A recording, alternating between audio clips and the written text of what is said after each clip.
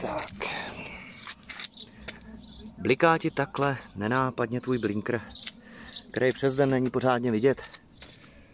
Nebo v mém případě, že dokonce jedno zrcátko bylo trefené? Tohle je hezčí, ne? Pokud se ti to líbí, tak se obrať.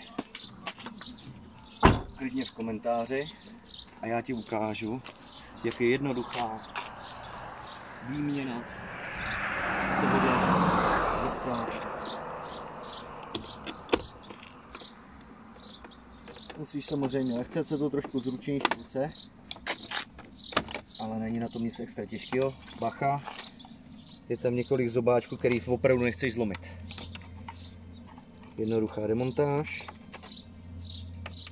A máme první přípravu hotovou.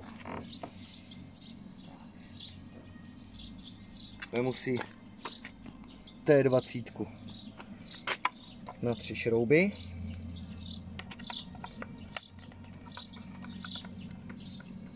Je tam vidět?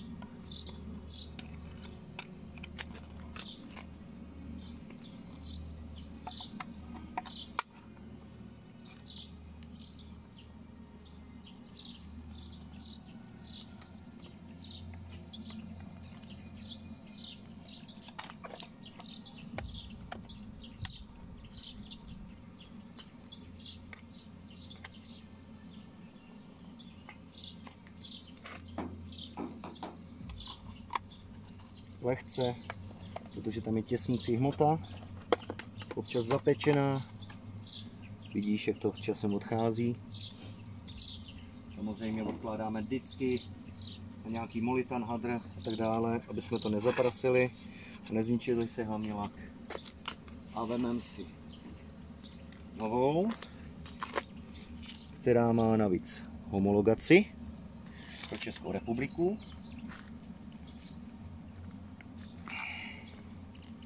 Opatrně přikládáme, nejdřív úzčím, širším a pak úzčím, podle potřeby. Vidíš, šrouby nám pasují krásně, všechno sedí, nasadíme šrouby.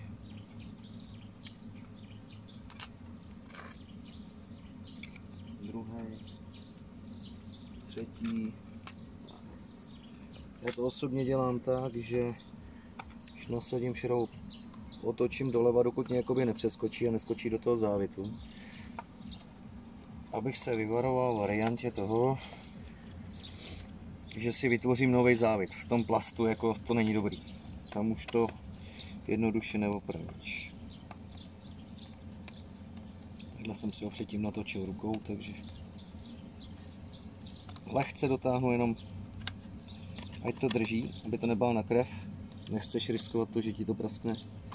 Svařovat se to dá, slepování podle mě blbost, protože to pak praská. Tak. A tu srandu máme hotovou. Už jenom ta kombinace černý klín, i designový vypadá pěkně. Takže vezmeme si koncovky, nedá se to splíst, takže to je takový blbozdorný. Provlíknu, aby mi to nikde nehabrovalo.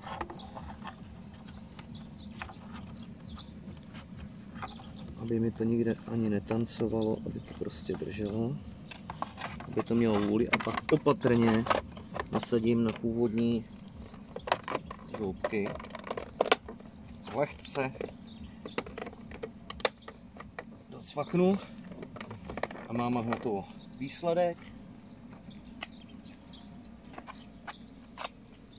Co na to říkáš? Já bych řekl, že paráda.